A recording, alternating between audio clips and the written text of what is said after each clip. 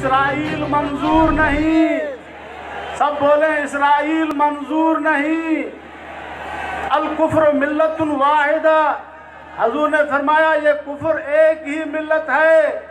आज मोदी वहाँ जुल्म कर रहा है कश्मीरियों पर, इसराइल वहाँ जुल्म कर रहा है फ़लस्तीनियों पर, पूरी उम्मत मुसलमान परेशानी में गुजार रही है और ये पूरा मिल्लत कुफ्र एक हो चुका है।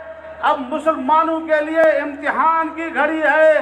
आज हम अपने कायद के हुक्म पर यहाँ पर इस कराची के सरजमीन पर और इस मकाम पर जमा हुए हैं इस बात के लिए कि हम मुसलमानों के अंदर अल्हम्दुलिल्लाह ईमानी गैरत मौजूद है। मुसलमान जितना भी कमज़ोर हो लेकिन बेगैरत नहीं हो सकता। आज हमारे हलकों में पाकिस्तान के अंदर इसराइल का पैसा बेतहाशा खर्च हो रहा है। हमारे सफ़ों में ऐसे लोग पैदा उन्होंने किए हैं जो इसराइल को तस्लीम करने की बातें कर रहे हैं। हम अपना सर तन से जुदा तो करा सकते हैं लेकिन इसराइल को तस्लीम नहीं कर सकते। और कायद के फरमान पर इंशाअल्लाह जान का आखिरी कतरा भी इंशाअल्लाह कुर्बान करने के लिए कभी भी हम पसे पुश नहीं होंगे और हम इंशाअल्लाह पेश रहेंगे। आज अगर हमें कराची में बुलाया है तो हम आज हाजिर हैं।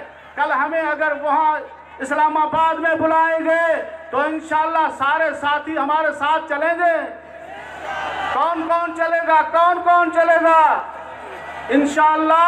इंशाअल्लाह इस सरजमीन पाकिस्तान को जो कलमे के बुनियाद पर आज़ाद हुई है, यहाँ पर इंशाअल्लाह फर्जंदान तौहीद का राज होगा और यहाँ से इसराइल का लाश निकालेंगे इंशाअल्लाह।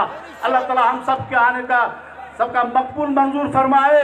तमाम साथी बहुत साथी मौजूद हैं और हमें जहाँ भी इंशाअल्लाह बुलावा होगा हम सारे मौलाना फजल रहमान साहब पर एतमाद करते हैं। और मौलाना फजल रहमान साहब कल भी हमारा कायद था, आज भी कायद है। इंशाअल्लाह अगले दिनों में भी हमारा यही कायद होगा।